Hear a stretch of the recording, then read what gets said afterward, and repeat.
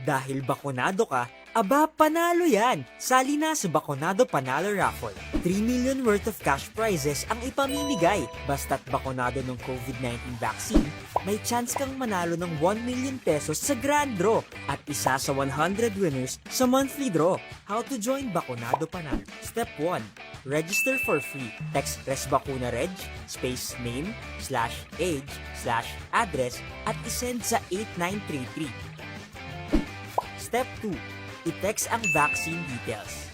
Text ResBakuna, space, first letter ng vaccine brand, /pangilang dose, /LGU, /petsa ng bakuna, at isend sa 8933. Piso lang kada send. Kung partially vaccinated ka o nakatanggap ka ng unang dose, meron ka ng 1 raffle entry. Kung fully vaccinated o nakatanggap ka na ng 2 dose, additional 2 raffle entries for a total of 3 raffle entries na agad para sa'yo. Para sa bakuna na isang dose lang gaya ng Johnson & Johnson's Janssen, don't worry, 3 raffle entries agad ang makukuha. Para naman sa ating mga senior citizen, double the number of entries ang makukuha nyo. Kung partially vaccinated, may 2 raffle entries ka. Kung fully vaccinated naman, makakakuha ka ng 6 na raffle entries. 3 monthly draws at isang grand draw worth 1 million pesos ang naghihintay sa December 2021. Ano pang hinihintay mo? Sali na! Sa ResBakuna, protektado ka na, panalo pa! Bakunado Panalo Raffle. Para sa iyo ito. Para sa karagdagang impormasyon, pumunta sa aming website.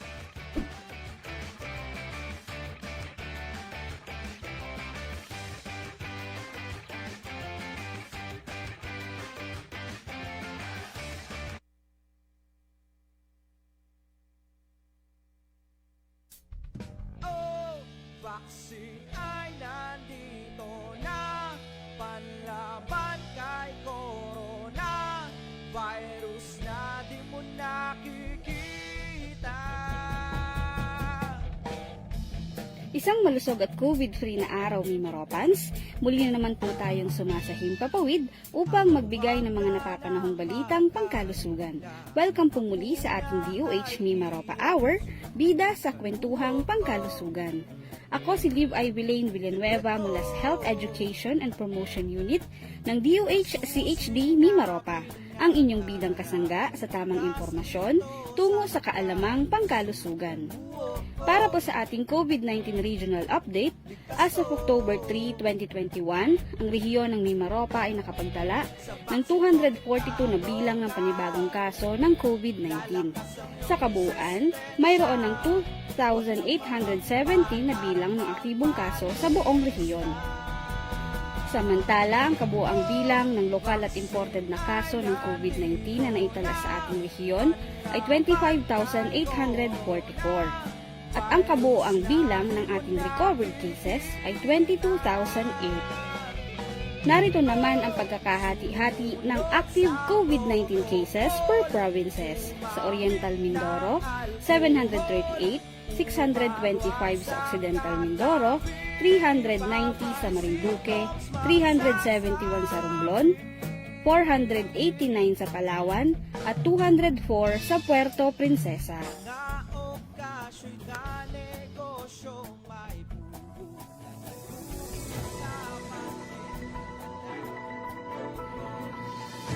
Narinig niyo na ba ang mga pagbabagong gagawin ng IATF sa pagpapatupad ng polisiya sa COVID-19 sa bansa?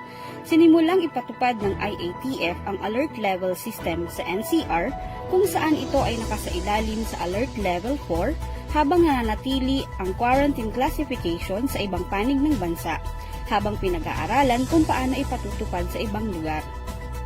Ang alert level system ay nakabatay sa estado ng paggamit ng healthcare system sa isang lugar, ang pagtataas ng community quarantine classification, habang ang alert level system naman ay kinukonsidera rin ang pagdami ng kaso sa isang lugar. Ang alert level system ay magsisilbing gabay sa gagawing aksyon ng lokal na pamahalaan base sa kasalukuyang estado ng kani-kanilang lugar.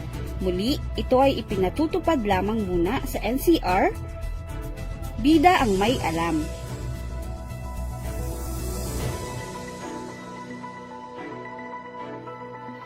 Nagpares bakuna ka na ba? Kung oo, sumali na sa Bakunado Panalo Raffle.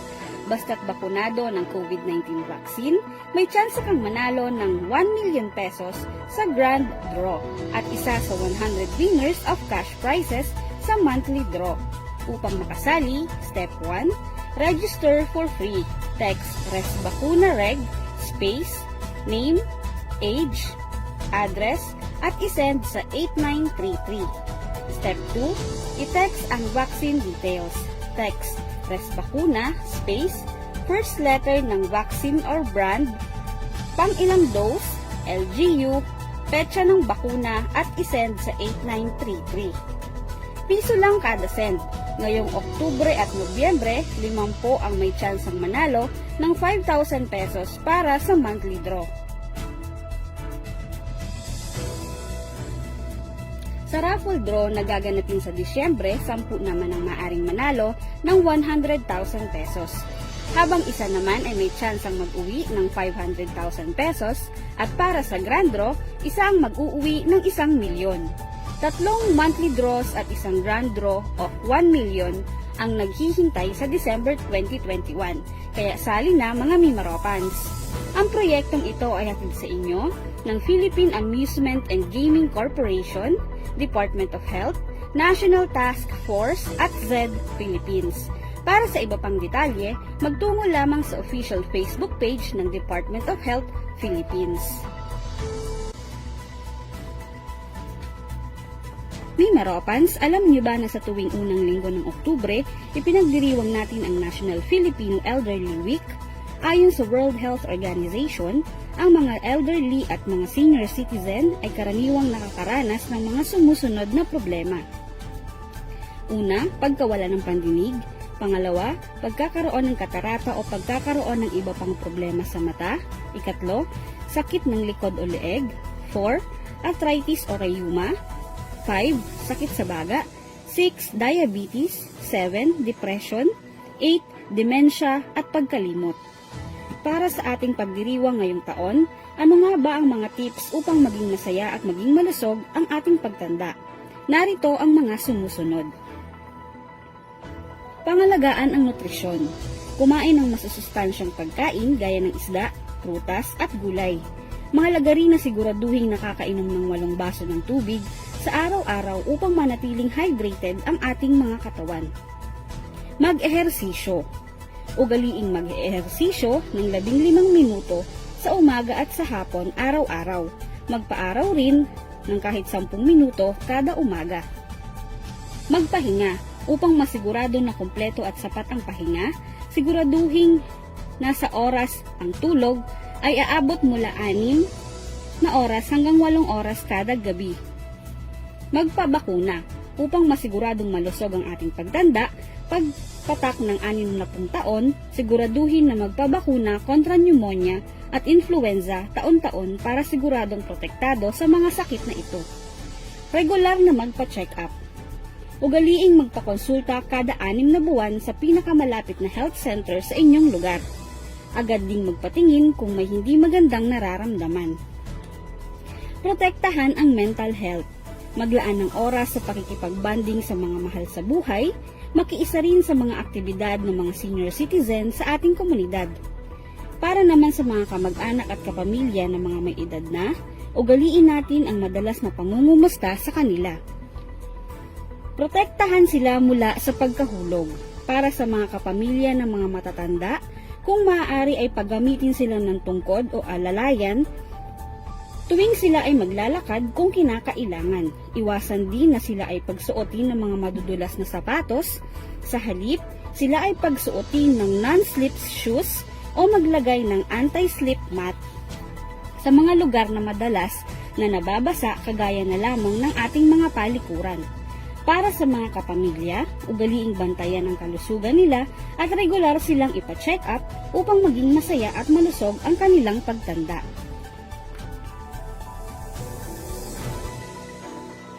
Sa darating na October 10, 2021, ay pinagdiriwang natin ang Mental Health Day. Ngayong ating gugunitain ang paparating na Mental Health Week, alamin natin kung ano nga ba ang Philippine Mental Health Law. Ano nga ba ang layunin ng Philippine Mental Health Law? maisama ang mental health sa general healthcare system ng bansa, mabigyang tulong pangkalusugan ang mga taong nakararanas ng issue patungkol sa mental health, at maging accessible ang tulong pang mental health sa lahat hanggang sa level ng barangay. Ano-ano ba ang mga nakapaloob sa ating Mental Health Act? Una, mabigyan ng pagpapahalaga ang karapatan at kapakanan ng taong may mental health needs, gayon din ang mga mental health professionals. Pangalawa, magkaroon ng mental health care services sa lahat ng antas ng lungsod, munisipyo at barangay health centers. Pangatlo, magkaroon ng maayos na community-based mental health care facilities na accessible sa barangay, municipal, provincial, regional at national level. Magkaroon ng psychosocial, psychiatric at neurological services sa lahat ng regional provinces at tertiary hospitals. Papalakasin ang kakayahang magsagawa ng drug screening services sa mga local na healthcare facilities. Sunod, isasama ang mental health sa kurikulum sa lahat ng antas ng edukasyon. At ang panghuli, magkaroon ng mga polisiya at programang nagtataguyod ng halaga ng mental health sa trabaho at sa paaralan. Ngayong panahon ng pandemya ay isinaalang-alang ang pagkakaroon ng malusog na katawan at malusog na kaisipan. Dahil madalas ay nasa bahay lang tayo, ito ang pagkakataon para bigyan natin ng pansin ang kalagayan ng ating mental health, pati na din ang ating pamilya at mga kaibigan. Malaking tulong din ang pakikinig sa mga hinaing at nararamdaman ng ating mga kapamilya o kaibigan. At para sa iba pang impormasyon tungkol sa ating mental health, abangan ang aming Facebook page, ang Bida 1 Wanna Learn, dahil ang episode natin ngayong linggo ay nakasentro sa usaping mental health. Tumutok lamang sa ating Facebook page na DOH-CHD Mimaropa ngayong Webes sa ganap na 1:00 ng hapon. Samahan natin si Juan at Juana, ang ating bidang kasangga sa tamang impormasyon tungo sa kaalamang pangkalusugan.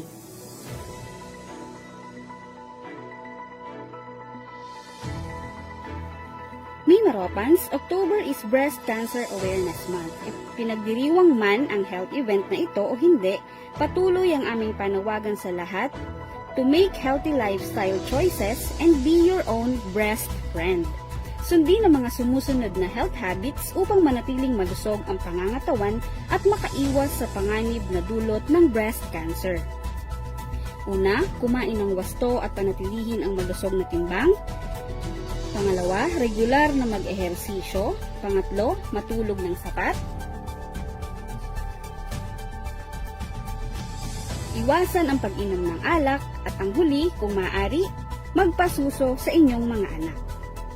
Ano-ano ang senyales at simptomas ng breast cancer?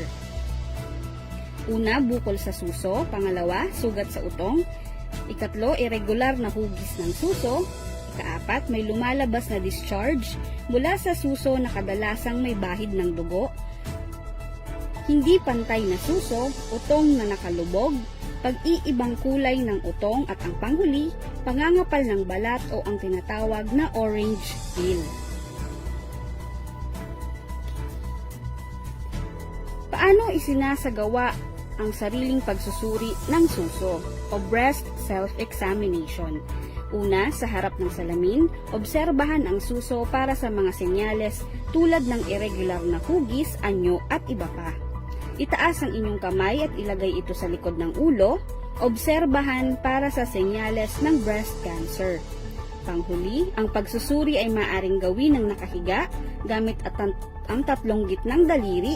Igalaw ito sa direksyon ng paikot, paloob, palabas at taas-baba. Ipinagdiriwang man natin o hindi ang Breast Cancer Awareness Month, mahalaga na bantayan natin ang ating kalusugan, lalong-lalo na sa mga kababaihan.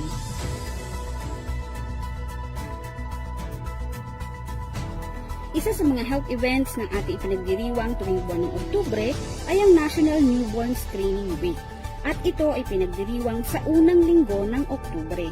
Alinsunod sa Republic Act 9288 o Newborn Screening Act of 2004 na layuning maagapan ang paglala ng mga sakit ng mga bagong panganak na sanggol.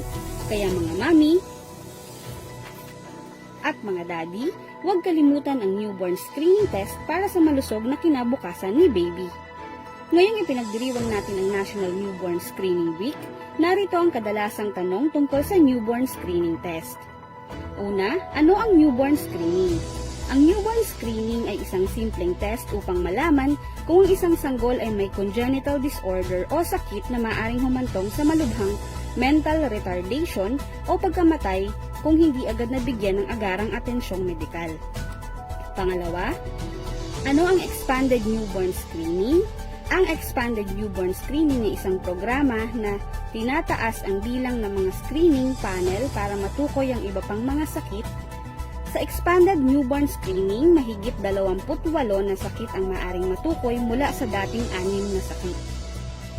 Bakit mahalaga ang expanded newborn screening? Karamihan ng mga bagong silang na sanggol ay pawang normal ang itsura ng pangangatawan.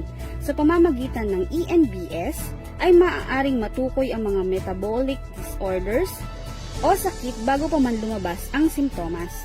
Sa maagang pag-screen ng sakit, ay mabibigyan ng agarang atensyong medikal ang sanggol. Kailan ito isinasagawa? Ang expanded newborn screening ay ginagawa pagtapos ng 24 oras mula nang ipinanganak ang sanggol.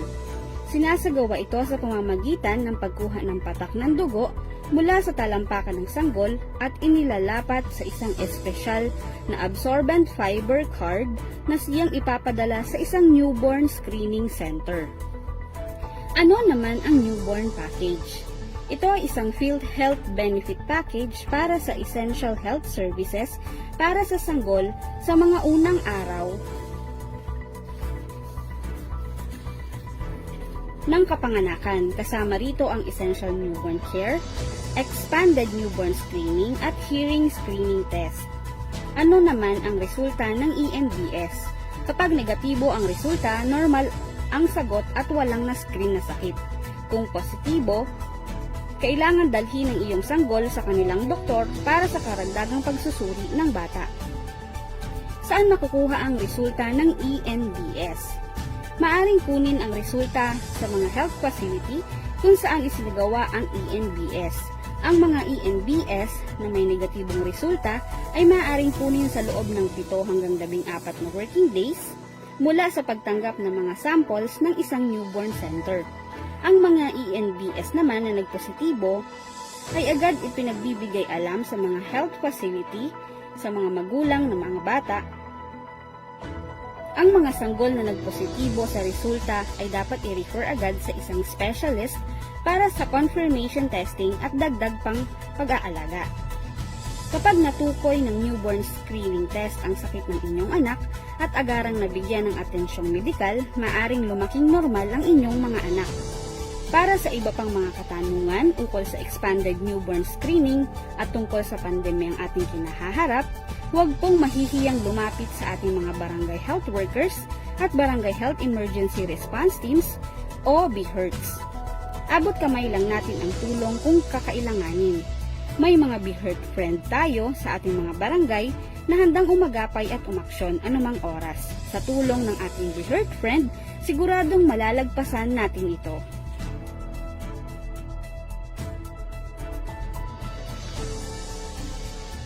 Ngayon, dumako naman po tayo sa ating new segment na #CheckTheFacts. Sa punto pong ito, atin pong tatalakayin ng mga fake news na kumakalat ukol sa COVID-19 at atin po itong papabulaanan. Dahil sa panahon ng pandemya, hindi lamang ang COVID-19 ang ating dapat iwasan, kundi maging ang mga infodemic o ang pagkalat ng fake news dahil bida ang may alam ng tamang impormasyon. Number 1, hindi natin kailangan ng bakuna laban sa COVID-19. Mima Ropans, ito ang fact. Pinapakita ng kasalukuyang datos sa buong mundo na epektibo ang bakuna para maprotektahan tayo mula sa simptomatikong kaso ng COVID-19 at maiwasan ang pagka-ospital o pagkamatay. Number 2, peke ang mga bakuna laban sa COVID-19. Pinagkakakitaan lang tayo ng mga gumawa nito. Mima Ropans, ito ang fact.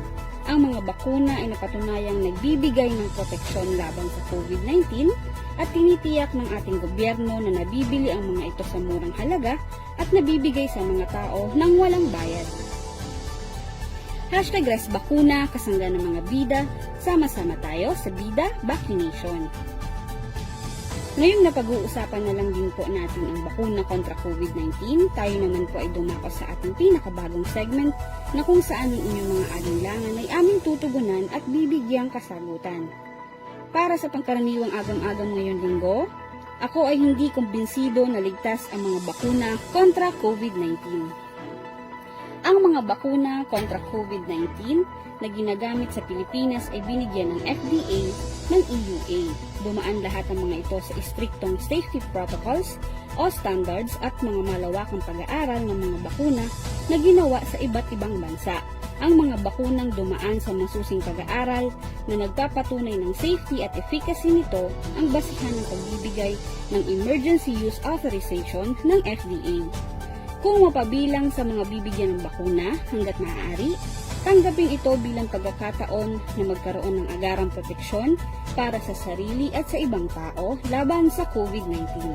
Ang pagbabakuna ay bahagi ng layunin ng ating bansa na mabakunahan ang nakararami para mapabagal ang pagkalat ng COVID-19 at sa kalaunan ay maibalik sa normal ang ating buhay. O ayan ni Maropans, ikaw ba ay may agam-agam, alinlangan o anumang katanungan ukol sa bakuna kontra COVID-19? Huwag mag-alala dahil nandito kami upang bigyang linaw ang inyong mga agam-agam. Sa gitna ng pandemya, mahalaga pa ring matugunan ang inyong pangangailangang pangkalusugan. Kaya naman para sa inyong mga katanungan patungkol sa COVID-19 response, maaari kayong tumawag sa DOH One Hospital Command Center hotlines na 155-02886-50500 o maaari ninyong may access ang DOH Hospital Hotlines sa buong Pilipinas sa pamamagitan ng link na ito, bit.ly/DOH Hospitals Hotlines. Para naman sa iba pa ninyong tanong pangkalusugan, maaari kayong kumonsulta sa ating mga lisensyadong doktor na kabilang sa DOH Telemedicine Service Providers. Maaari silang makausap sa pamamagitan ng chat, video call, o mag-schedule ng appointment. Tingnan sa link na bit.ly/DOH Telemedicine.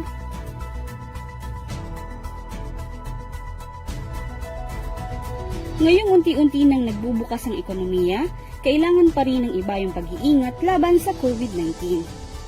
Ayon sa mga eksperto, kailangang iwasan ang tatlong C na ito upang mapigilan ang outbreak ng mga kaso ng COVID-19. Closed spaces o mga lugar na sarado at walang maayos na daloy ng hangin, crowded places o lugar na maraming tao sa paligid, at close contact settings kung saan kailangan ng malapitang interaksyon sa ibang tao. Mas mataas ang panganib na magkaroon ng hawahan ng COVID-19 kung ang tatlong ito ay present sa inyong gawain. Piliin maging ligtas sa COVID-19 sa lahat ng bagay na gagawin. Umiwas sa 3Cs, closed spaces, crowded places, at close contact settings. Kung ikaw naman ay nakararanas ng mga simptomas ng COVID-19 tulad ng sipon, ubo, lagnat, at iba pa, huwag hayaang lumala at kumalat pa ang tatlong sakit. Agad na mag-isolate at makipag-ugnayan sa inyong doktor o kaya ay tumawag sa inyong barangay health emergency response teams para sa tamang atensyong medikal. Alamin ang hotlines ng inyong LGU na maaari ninyong tawagan kung sakaling kayo ay nangangailangan ng tulong medikal. Sa unang simptomas ng COVID-19, mag-isolate at agad na makipag-ugnayan sa inyong mga BHERT.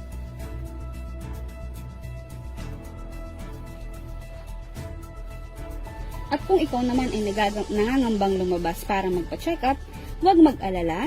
Kung hindi emergency ang pakay sa ospital, kumonsulta online. Makipag-ugnayan sa inyong doktor o sa ospital kung mayroon silang telemedicine services at para mabawasan ang maaaring maging exposure sa COVID-19. Maaari ding pumunta sa website ng Department of Health sa www.doh.gov.ph at i-click ang telemedicine button sa kanang bahagi ng website.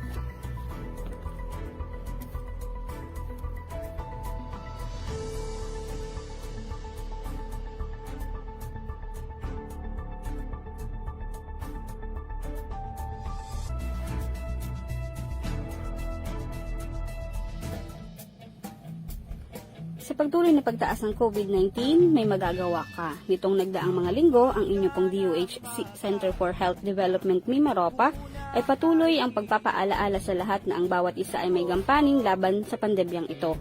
Labis po naming hinihingi ang inyong pakikiisa sa pamamagitan ng una, stay at home, manatili sa inyong mga tahanan at iwasan muna ang mga non-essential travel. Pangalawa, mask at home when not alone. Ang lahat ay hinihikayat na magsuot ng face mask sa lahat ng pagkakataon sa alinman lugar, maging sa inyong mga tahanan, lalo na kung kayo ay may kasama sa nakabilang sa vulnerable population. Ensure adequate air circulation.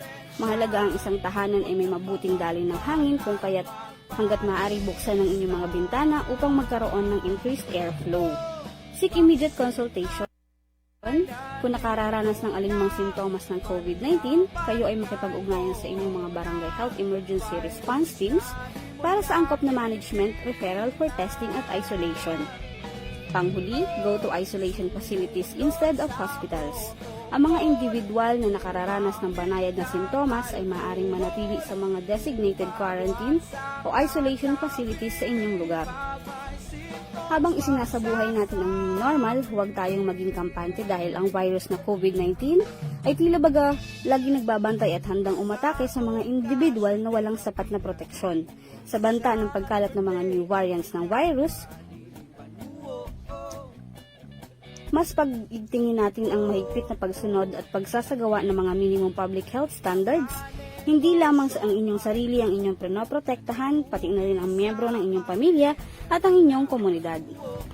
Tandaan ngayong panahon ng pandemya, together we can be the solution plus sa COVID-19, alamin ang isagawa lamang ang vida.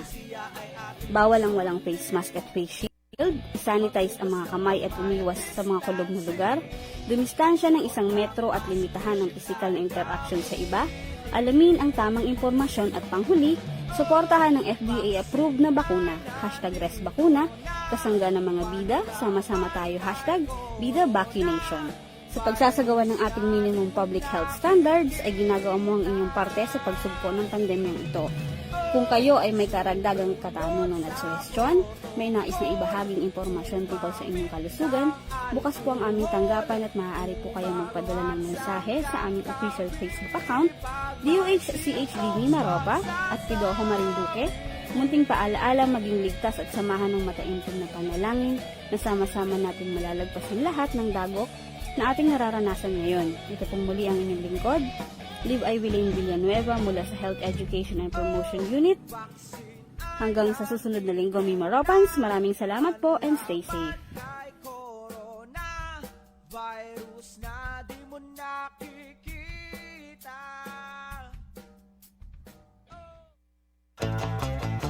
Ligtas at epektibo ba ang bakuna sa COVID-19?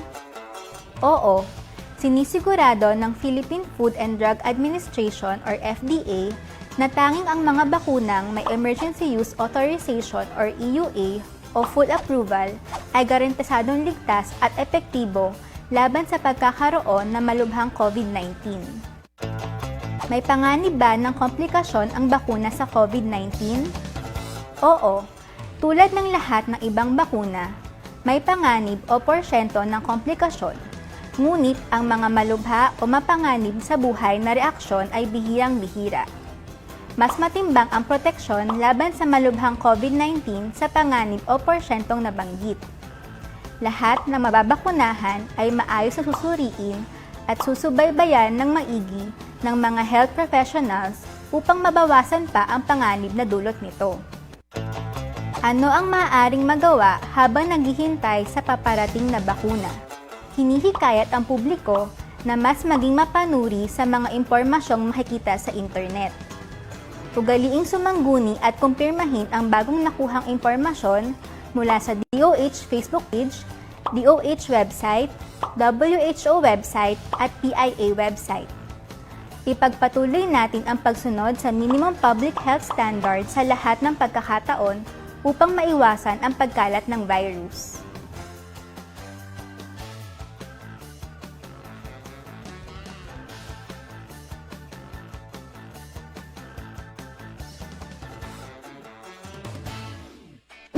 Dahil bakunado ka, Aba, panalo yan! Sali na sa Bakunado Panalo Raffle.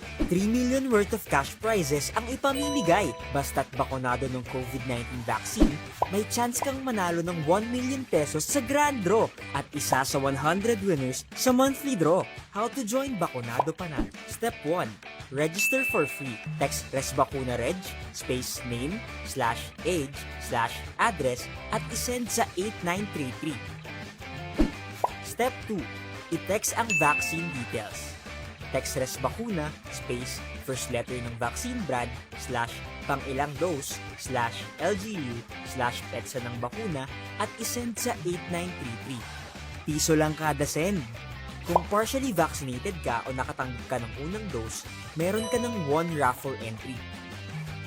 Kung fully vaccinated o nakatanggap ka na ng 2 dose, additional 2 raffle entries for a total of 3 raffle entries na agad para sa'yo. Para sa bakuna na isang dose lang gaya ng Johnson & Johnson's Janssen, don't worry, 3 raffle entries agad ang makukuha. Para naman sa ating mga senior citizen, double the number of entries ang makukuha nyo. Kung partially vaccinated, may 2 raffle entries ka. Kung fully vaccinated naman, makakakuha ka ng 6 na raffle entries. 3 monthly draws at isang grand draw worth 1 million pesos ang naghihintay sa December 2021. Ano pang hinihintay mo? Sali na! Sa ResBacuna, protektado ka na, panalo pa! Bakunado Panalo Raffle. Para sa'yo ito. Para sa karagdagang impormasyon, pumunta sa aming website